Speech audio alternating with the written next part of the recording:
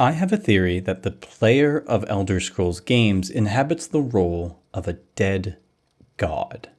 And yes, I do mean the player, not the player character. That's an important distinction. Further, I'm not assigning player god status in a typical video game fashion, a Sims or RTS-like role of controlling the world and its outcomes. I'm saying the narrative within the Elder Scrolls series implies all this. Elder Scrolls games center prophecy in a few different forms, none more obvious and yet less clear or present than the titular Elder Scrolls themselves. The Elder Scrolls world hums with the background frequency of prophecy. It is a world of chosen ones. This is partly ironic to have so many fates foretold in a series most known for, if anything, character freedom. But often it is world events just as much as individuals that lay at the center of prophecy. In fact, the events of Oblivion were teased by a prophet in Morrowind. Morrowind opens with a prophecy about our character, but Oblivion opens with a prophecy about the fall of another. Skyrim winds into a wall that had foretold the events of the series, mentioning the core plots of each mainline game. And then there's the split off. Anything pre-Morrowind can be taken in a different light, in my view, in more than a few ways, but it's clear that the coalescence of design elements and world-building choices really firmed up with Morrowind. Prophecy does not shine onto the main plot of Daggerfall and only really holds a background place in some inciting incidents around a war over an island called Bethany, but suffice to say, we are going to stay away from Daggerfall for the most part, and Arena at this point exists to be retconned. The Elder Scrolls themselves only became objects of prophecy with later entries, not having a grounded meaning until after Daggerfall. Daggerfall did, however, introduce the concept of lore books, and with it, a world beyond what we see in-game, a world of theory and myth and history and theology, and you do know the theology of the Elder Scrolls world, right? Like the monomyth, the et ada, and mantling, and the 8 in 1, and incarnates, and let's back up a bit. As an exercise in world building, because that's the real point, let's look at the mythology, or more so, theology of the Elder Scrolls world, culminating ultimately in my theory about the missing god. I wholeheartedly think learning about these things can deepen your sense of connection to the game world more than your average immersive jiggle physics mod. Naturally, the books and their stories are not necessary to play, but they're in the world for a reason. More so than most any other RPG series I've played, the Elder Scrolls games dedicate plenty of energy to the off-screen minor histories and worldly perspectives. This gives us a lot to play with when it comes to ourselves forming a perspective on this world and choosing what histories and stories and in-game theorists to listen to. But it can also be a lot. So even if you're a complete nerd lorehead, this part might be good as a refresher because frankly, playing the games doesn't passively instill much of this lore. A TLDR of sorts exists in the games in the form of a book called The Monomyth. The gods of this world we play are known collectively as the et ada, which is not a term you'll hear while just playing the game. It's saved for the in-game books. In said books, the story deepens with explanations of other gods that aren't the subject of much worship and are more conceptual than figural, by which I mean that the gods people worship are understood as beings that exist within time, if not space, and with personalities and traits and depictions where the parent generation is two gods, Anu and Padme, who represent the loose concepts of light and dark, everything and nothing, constancy and change. Not in a good versus bad way, but there are moments those things line up. Padme is also known as Sithis, which you'll recognize from Dark Brotherhood plots, though that name carries with it connotations of just being some nihilistic murder god rather than the void, no matter how much they say it. The closest we see to direct Anu worship is the Allmaker of the Skull people. Point being, these figures are distant and not as present in the world in ways that are easy to ascribe. The Aedra are associated with Anu, the Daedra with Padme. Before the mortal world existed, things were just kind of a serene nothingness of only the gods. Lorkhan, the missing god, was the one who presented the idea that this should be changed, citing the beauty of things like growth and parenthood, which swayed the Aedra to take on a parental role of sorts and create the mortal world. In doing so, however, they lost much of themselves, and in anger, some lashed out at Lorkhan for the consequences, killing him. His body is said to have become the moon's, and his heart was shot into the sea, creating a place called Red Mountain. Spoilers for Morrowind, I guess, but you do see this physical heart, which does functionally create 3 or 4 gods, depending on how you look at it. There are pieces of Lorkhan within this universe. The Daedra are the gods who did not give of themselves to create the mortal world, which is why they have less power in the mortal world, but have more power in their own pocket dimensions, realms of Oblivion. Elves see themselves as descendants of the lesser immortals who were cast down from the invention of the mortal world, and so, to them, Lorkhan is a foul trickster who gave them mortal lives. Humans, by contrast, see Lorkhan in a positive light. Some of the Daedra sided with Lorkhan, and in both positive and negative depictions, Lorkhan is described as being more Padomaic than Anuic, but true to many Elder Scrolls things, this is a conflicted view in the in-game literature. And so, Lorkhan is a god in the Elder Scrolls world that is neither an Aedra nor a Daedra. I won't use much real-world literary comparison here, but comparisons to Greek myth abound. Lorkhan is a Prometheus figure, the primal gods are closer to the Titan generation, and so on. Think of the Aedra and Daedra as being Zeus's generation and Anu and Padme as being what came before, with a hint of being more like chaos, a nebulous primal force. And again, if you don't open the books, none of this comes up. Instead, from playing, the gods are the 9 divines and the Daedra with unclear respective power levels and some other pantheon-specific characters thrown in like Shor or demigod figures like certain emperors, which are not the same tier of god. The pantheons have certain alternative shapes and localizations. Kain is Kinnereth, Shor is Shezar is Lorkhan. Hermaeus Mora is Herma Mora, and so on. In this world, there are a finite number of major gods, and they all exist, and they are worshipped throughout the world in differing forms, but are understood to be the same gods. The Dunmer worship Daedra in the Tribunal and don't care for the divines. The Imperials worship the divines and don't care for the Daedra, but neither would deny the existence of the other figures. Many pantheons have a bit of a mix going on. The Khajiit worship divines, but also Azura, and recognize Lorkhan as well. The Bosmer have their own added god who gave of itself to create the beings that eventually became the mortals. Point being, there are a lot of smaller moving parts to all this, but now you have a grasp on the important structural elements of godhood in the Elder Scrolls world and Lorkhan's respective place in it. Now as for the actual game plots and how this connects to the player. The plot of Morrowind is about the prophecy of a reincarnation of a dead hero named Nerevar, thus called the Nerevarine, returning to the world under the auspices of a godlike figure to in some way change the fate of Morrowind and their living gods, called the Tribunal. Oblivion's protagonist is more like the supporting role to a Chosen One narrative rather than being the Chosen One themselves, at least for the base game. You are predicted in the dreams of the Emperor, but you're not the guy who becomes the avatar of a god and actually saves the day the most, so much as you are instrumental to that guy's success. But it's the expansions that interest me for the sake of theory. You see, one of them has the player character become the Divine Crusader, the original of which being a guy named Pellinol who in non-canon paratext is, a time-traveling cyborg, sort of?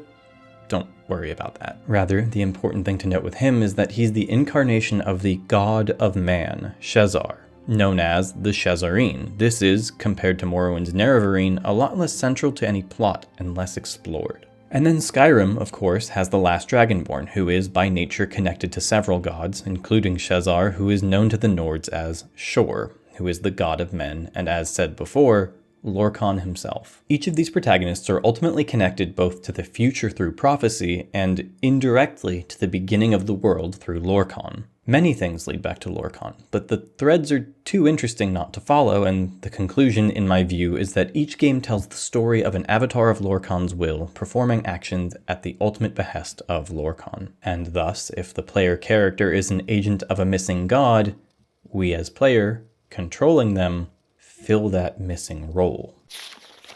Now, before the more detailed explanation, let me present some necessary assumptions for my theory. Feel free to disagree with these, as with anything here, of course, but I'd say hear me out on them first, take them as true when looking through the theory proper, and then come back after it's all laid out. The first assumption is that, while what we know of Lorkhan is indeed a series of conflicting reports and mythologies, certain consistencies can be relied upon. The missing god has a place in several, if not all, according to the Wano myth, major pantheons of Tamriel. To that end, there's bound to be conflict, especially on his nature as a good or bad figure in a given mythos. Remember also that no pantheon is all the Aedra, all the folk gods, and the Daedra and Anu and Padme at once. There is no comprehensive everything church. Pantheism, if you would. Thus, his consistent presence itself is anomalous. His present condition differs partly between tellings, but at the core is a consistency that Lorkhan has become a wanderer or was in some sense doomed to wander his creation for eternity. This is the most relevant consistent detail. Consistency does not deny multiple interpretations, but my assumption here is that this detail means more than just the moons. The second assumption is that ordinary mortals may only die in service to, and indeed only be accepted into the service of, one et Ada, be them Aedric, Daedric, or primordial like Sithis. This comes from several in-game sources involving the pacts made with Daedra and their claims, such as that with Nocturnal, to the soul of the pact maker upon death, or the promise of existence within some sacred realm like that of Sovngarde or Cameron's Paradise. There is another assumption built into this, though I find it to be a relatively reliable one, that ordinary mortals, by the rules of their souls being claimed, would not be allowed into the service of multiple Daedra at the least. While reasonable that something seen as beneficial, like access to Sovngarde, may be blocked by cavorting with Daedra, it also follows that owing one's soul to several Daedra is not supposed to be possible, lest some manner of agreement or partitioning is possible. This assumption will become most relevant later. The third assumption is that the player character is indeed meant to complete more than one plotline per game. Not necessarily all or every one of them in one character, but more than one main/guild questline. Personally, I bristle at the idea of a character who is the head of every single guild at once, but in general, there have been very few mutually exclusive paths in these games. This reaches into the territory of trusting the games as canon, which sounds like an obvious thing to do, but there's a lot of things a given character can do in these games with very little confirmed as historical in future games. Nobody in Oblivion says, did you hear the Nerevarine, who is also the head of the Mages Guild of Vardenfell and also in the Legion and found Umbra, has set sail for Akavir? It is rare to have an explicit confirmation of a previous guild questline occurring in future titles, let alone multiple. Except for in one admittedly questionable instance. I could rely on the words of Sheogorath, who references more than one plotline from Oblivion and implies being the hero of Kvatch, ostensibly making canon that things like the Dark Brotherhood plotline did happen. But he is a mad god, after all, and there are those pesky dragon breaks I've avoided talking about. Dragon breaks are, in simplest terms, magical timeline deviations. Akatosh is the dragon god of time, so the dragon breaks is where time breaks down. And in turn, several things can simultaneously happen at once, which is the end point of Daggerfall's plot canonically. Yes, the people of the Elder Scrolls universe are aware that dragon breaks exist. No, I don't know how they keep themselves from losing their minds with that knowledge. But back to the assumption. Ultimately, I cannot be absolute in claiming that the player character does actually pledge themselves to multiple causes or forces, so it must be an assumption. The second and third assumption play into one another directly. The Dragonborn, hero of Kvatch, and to a lesser degree the Nerevarine, are taken to have communed with multiple Daedra, in one instance becoming one, while having signed a covenant with both Sithis and Nocturnal through the paths of their respective guilds. It leads me to believe that something keeps their soul not only in gridlock, but allows them to be the champion of more than one et Ada at once, to be pledged in contradicting ways. That something is what I'd like to term the Debt of Lorkhan. This is the biggest leap of logic I find myself taking in this theory, but it is necessary to flip one's perspective. The ordinary rules of claiming a soul and the ownership of a soul from some bargain or pact with an immortal do not apply to the player character precisely because the rules cannot apply. The debt is what keeps the Daedra from turning down their would-be champion, despite the champion's already owed soul. The Et Ada recognize the player character's spirit. They see it and they cannot speak of it, because doing so would recognize the truth of Lorkhan to a person who presumes themselves at the least mortal and at the most favored by Ozura, by Akatosh, and so on. Perhaps the player character is a diminished god, a fragment of a dead god, a vessel for the god, but surely something of some relation and of particular significance. Thus, either the et ada feel a sense of debt to their former peer and lie about claiming their soul and allow them their blessing/boon, or they think that throwing their hat into the ring of potentially owning Lorkhan's living soul or something like it is worth it, even if other claims have been staked. And so, they allow for the exchange, despite recognizing that other claims exist. The debt also manifests for the Aedra. At no point can the player character ever fully burn a bridge with an Aedra. Forgiveness is not a universal tenet for the Aedra, an expectation, so this is in some way exceptional. They never put the player character into a position of disfavor, no matter what actions they take.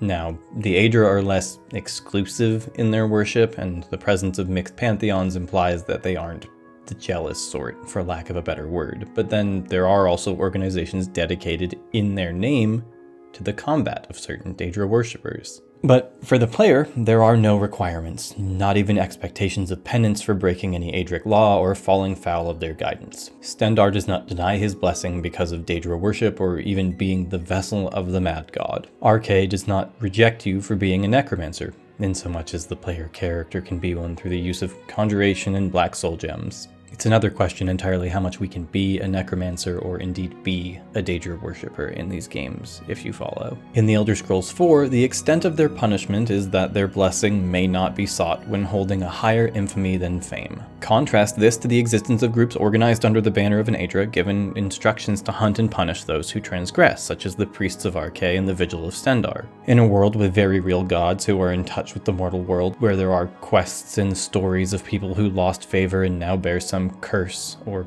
absence, if the priests or Vigil were acting against the wishes of the Aedra, there would be signs. Then again, the Vigil gets obliterated, so maybe that's the sign? The Aedra are always aligned with the player character, and the player character never has opportunities to act against them as a direct result or requirement of a main story, defined as the main quests and the DLC quests. In contrast, player characters are sometimes put at odds with a Daedra, if not tasked with directly defeating one. The Aedra would be sorry for the condition Lorkhan finds himself in and feel the debt as well, if not more so. In an extremely rare act of direct manifestation, Tiber Septim appears before the player character at the end of Morrowind's baseline story, disguised as a retired legionnaire named Wolf, and hands them a coin. This shows an alignment between Tiber Septim and the Nerevarine that goes beyond the pragmatics of an empire and into the divine.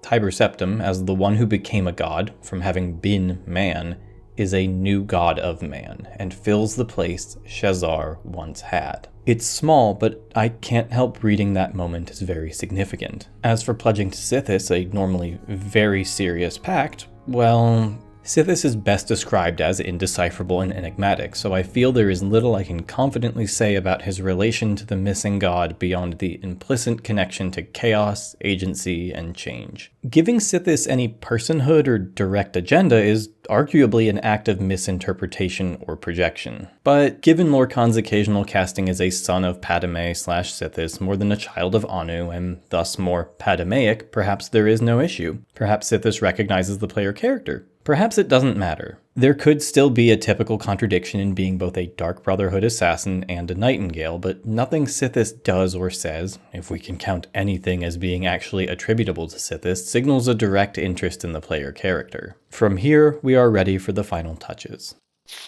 Let's connect everything together by centering the events of Morrowind in particular and accounting for some potential contradictions that are enlightening before moving on to other games. First, the Heart of Lorkhan and Wandering. The Heart of Lorkhan, as the source of the godly energies of the Tribunal and Dagoth-Ur, is clearly an object of extreme power. The temptation is to just accept that.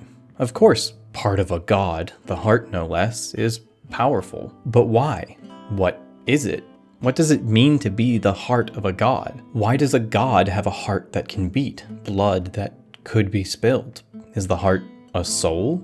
A conduit of power? It's the last living shred of Lorkhan, identifiable as from him, the one thing the Aedra could not destroy of him, or could not bring themselves to destroy. Is it divine because it is a part of his body that remains? Would, say, an eye be as potent if it remained? we cannot know. But what we have before us is that this dead god, the missing god, still manifests its power in the world, enough that merely tapping into it creates gods. And if this portion of him can remain beyond death, why not other fragments? What if more of him survived in some form, or returned, incarnated? In the myths, the heart is ripped from him, yet it is still made clear that he is doomed to some manner of exile. One could take this to mean his heart's travel to the sea, as flung by Auriel. But we know that the heart stayed beneath Red Mountain after this. That is hardly a perpetual wandering, so something else must be wandering. Perhaps it's his body that wanders without its heart. His body is, by some claims, the moon's. According to the lunar Lorkhan, they are set in perpetual motion, wandering literally around the plane he created. This has some poetic merit and, frankly, would have fascinating implications for the Void Knights, but that's a deep tangent. Ultimately, this is one option of many, and wandering can potentially take many forms. Second, Azura, the Chimer, Dunmer, and their pantheon. The Chimer, as a distinct people, originate from the Altmer who turned towards 3 specific Daedra as patron gods, rather than the Aedra as typical of the Altmer. Said Daedra are Azura, Mephala, and Boethia. Each brought their own lesson that shaped Chimer culture. The Chimer further distinguished themselves via their exile, following a prophet to a promised land that became Morrowind, to Red Mountain. These Daedra are in the time of the Tribunal known as the Anticipations, and after as the Reclamations. But it is of significance that those 3 Daedra were the very same that stood with Lorkhan against Trinimac in his death. While Lorkhan himself is not often remarked on in Chimer and later Dunmer scripture, he is omnipresent. His heart forms Red Mountain, which looms over the Dunmer people, figuratively and literally. His godhood is the Tribunal's godhood. His allies are the 3 good Daedra. The schism between these Daedra and other Et Ada is what forges the path for the Dunmer. To this end, there is no conflict between being Azura's champion in the Nerevarine and being Lorkhan's spirit. Further, Azura is associated with dawn and dusk, and Nerevar with moon and star. These are not one and the same so much as interconnected, and Lorkhan also shares a deep connection to the moons. Together, these details forge a link between Lorkhan and every facet of Dunmer faith, a notably elven faith. Bear that in mind for later. His story has as much importance to the eventual creation of the Dunmer as Azura has. Third, the events of Morrowind.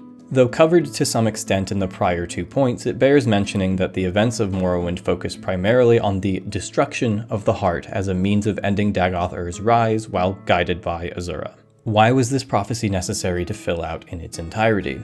Could Vivek, in theory, if convinced, have been capable of destroying the heart using Kraganak's tools? He would fit many of the criteria that the Nerevarine did. The heart was said to have been indestructible, even for Auriel. Perhaps it has to be the soul of Lorkhan who did it, and the prophecy of Nerevar was just a means of validating such an important role. The Tribunal could not destroy it, for reasons of moral failing, greed, weakness, what have you, but even if they overcame that, would they be able to? And that implies that the heart even ends up destroyed. The heart vanishes at the end, but is not explicitly stated to have been destroyed. Perhaps it faded from existence. Perhaps it reunited with the soul of Lorkhan, thus requiring the presence of the soul of the Nerevarine. Either way, whatever conclusion, the events of Morrowind show us the power of the heart to make living gods of mortals, what the weakened living core of a god can do. And it saw those living gods cast down by supposedly mortal hands. From here, we leave Morrowind to look at what the other games have given us. Fourth, connection to other gods in Oblivion and Skyrim. Oblivion's relation to Lorkhan is found in the Crusader, Menkar Cameron's words, and in the mantling of a god. Menkar Cameron, the antagonist of Oblivion, has a theory that Nirn, the mortal world the games are set on, is actually Lorkhan's realm of Oblivion, making him more of a missing Daedra, and since Oblivion realms are under the utter control of their gods, having one be godless would somewhat fit the theory and the practical reality of the world. But consider the source for a second. He's likely just using Lorkhan to argue his case is morally grounded and that the Daedra are owed dominion over Nirn. At the least, it's another example of that this world allows conflicting perspectives to mill about and approach the player thing. The rest of his monologues in his paradise deny the divinity of the divines, which let's just say even most Daedra worshippers don't go that far because, again, this is a fantasy setting where the gods are just, like, a known fact. The events of the Shivering Isles see the player character mantling Sheogorath, the Mad God. Becoming the Mad God is not enough to subsume the will and individuality of the hero of Kvatch. Eventually, they give way, according to the events of Skyrim, but the personality of the Mad God was enough to control Jiggalag for centuries, so an ordinary mortal standing up to it for even a moment might be surprising. And in no way did Sheogorath owe it to you to shield you from himself. This is further evidence towards a certain exceptional nature within the player character that goes beyond just a typical protagonist's limitless potential. And then, as mentioned before, we have the Divine Crusader with his connections to Shezar. The Knights of the Nine expansion does not explicitly make the player character a Shezarene in name, but we do become the new Crusader. Shezar is the Cyrodiilic name for the god of men, aka Lorkhan, and considering we are, in that DLC, settling a very, very, very old grudge with an enemy of mankind in Cyrodiil that lived thousands of years ago, it's a Shezarene-like task, I'd say. Divine presence or no. Amusingly, this isn't at odds with the Mad God thing, even as pretty major commitments. In Skyrim, the player goes to a godly realm. The in-universe equivalent of Valhalla, and its lord, Shor, is absent. Shor's throne, in Sovngarde, is empty. Shor is Lorkhan. This is a visual confirmation of his missing status. This could be because of Lorkhan's wandering state, or because you are not seated in your throne and do not have the power to reclaim it. It is proof that Lorkhan's absence exists, if you follow. And then there's the dealings with Hermaeus Mora in Dragonborn. With nothing left to offer to him, Hermaeus Mora lets the player character live, but he has no issue ending the lives of others in his pursuit of knowledge. We are in the service of Mora, not to the extent of Sheogorath in Oblivion, but unless something were keeping Mora in check, perhaps the favor of the divines, perhaps Akatosh in specific, prophecy, or latent godhood, why would Mora let the player character live? Between these details, we have some conclusions. One is that the player character is special not just because of prophecy or narrative demands, but in ways that transcend that. Bear this in mind for the final point. Another still is in the further possibility of incarnations as seen in the Crusader and Dragonborn roles. Before the conclusion, I have one question I want to tackle, and failing that, at least bring up. Whose god is Lorkhan? Akatosh is depicted as being either antithetical to, antagonistic to, or at least ideologically opposed to Lorkhan in Eldmeri myth.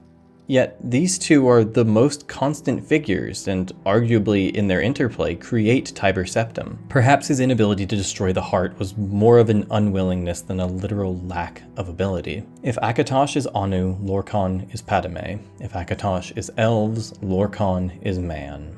But elves became mortal. That is their alleged plight. But what is Lorkhan's status as Shor, as Shezar, as a god of man? I am willing to accept also that the Shezarene should not be taken as manifestations of Lorkhan, merely as avatars who often established balance in some form for Mundus, or whose acts, like that of Pelinal Whitestrake, set the stage for the actual spirit or soul of Lorkhan. Establishing Lorkhan as of man is discomforting, because it firms up the idea of the gods taking sides with mortals based on race alone. Malakath, I suppose, does this to a degree, but it's more in reaction to events that formed the orcs at all, a very direct consequence of the creation of Malakath, and in turn, the orcs worshipping him. He is present in other pantheons not merely as the orc god. To accept the racial alignment of gods as inherent, we would have to square the conflict of the three good Daedra and their connection to Lorkhan, of the Dunmer owing their existence to him, and in an indirect form,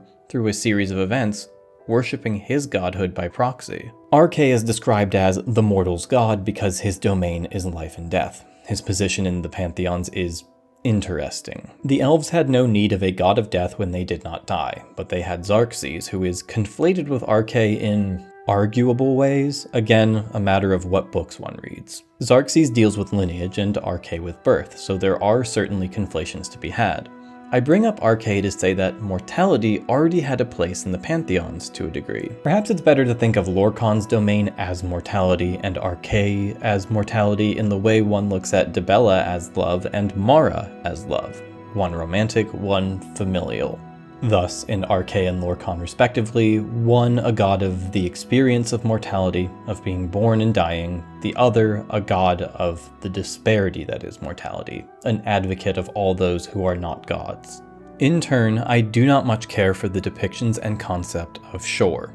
I feel, if anything, they are the product of a grand bias on the part of men. Shor would imply that Lorkhan is on the side of man in particular. Unfortunate for me, it is also one of those depictions more evidenced by the main plot, in the existence of Sovngarde, which is a race-based heaven. Shor is depicted as the trickster patron god of mankind, but if anything, I'd say that's viewing the situation from the exactly wrong angle. There is no Shor, only Lorkhan, and Lorkhan is not a trickster god with any sense of alignment to man. Lorkhan is a god who at times has favored men, and at times has favored others. To that end, men saw the moments of favor as moments demonstrating an alignment where there simply wasn't one. Man, in being more mortal than Mer, have a deeper innate connection to a god that died, to what has become a god of mortals and of mortality. But that doesn't make it a mutual bond. To put it another way, Lorkhan hasn't tricked anyone. Man tricked themselves into thinking they had a monopoly on his favor, and they believed all evidence to the contrary to merely be a test of their will or some such thing. All races have a right to Lorkhan, even if the elven tradition vilifies him as a bringer of mortality. We are handed many disparate details throughout these games, both as in-game text and as practical gameplay realities, i.e. our character having near limitless potential to succeed. To read the latter as a sign of godhood alone would be shallow. Player characters in most games are superhuman relative to the world around them, often for the sake of gameplay convenience. Perhaps part of what draws me to Morrowind as my primary lens for this theory is that the game hands you fewer superhuman gameplay conveniences. You don't regenerate like Skyrim, moving faster than walking speed tires you, being tired drastically affects most skills, and so on. Likewise, the ability to become head of a dozen different factions is also just video game stuff. But just like video games, this theory is for fun. I had fun making it, and I find thinking about this stuff to be part of the experience of the game, of the world. And the video gamey stuff, admittedly, well, given the context I've laid out, accidentally becomes supporting evidence. So long as it isn't the core or sole argument, that the case isn't just, well, the player character is obviously a god because look how OP they are, there's something interesting left to pick at. And so it is that in my heart of hearts, I believe that the world of the Elder Scrolls has left this theory on the table, given us the possibility to see it through this lens by handing us a missing god and a series of plots that wind back to him, his allies, to figures of significant association to him, and to adventurers born under a certain sign. Every mainline Elder Scrolls game has the player character take the role of an adventurer. Even when settled into the life of being a member of a guild, owning a house in some place, etc., the world around the player character continues to recognize them as such. You, by definition, wander. You, by definition, are the one who rises to meet something that threatens to end the world. The world created by Lorkhan. Lorkhan, whose first major act was creating said world, and whose every subsequent act, from handing himself over to punishment, down to the Shezarines and to the actions of the player character, have been geared towards the maintenance of the new status quo established by the existence of, well, existence. And so maybe it is that our character innately is like this god, or of this god, or that we who exist outside the game but are necessary to it are this god. So what I'm saying is that Lorkhan was a gamer.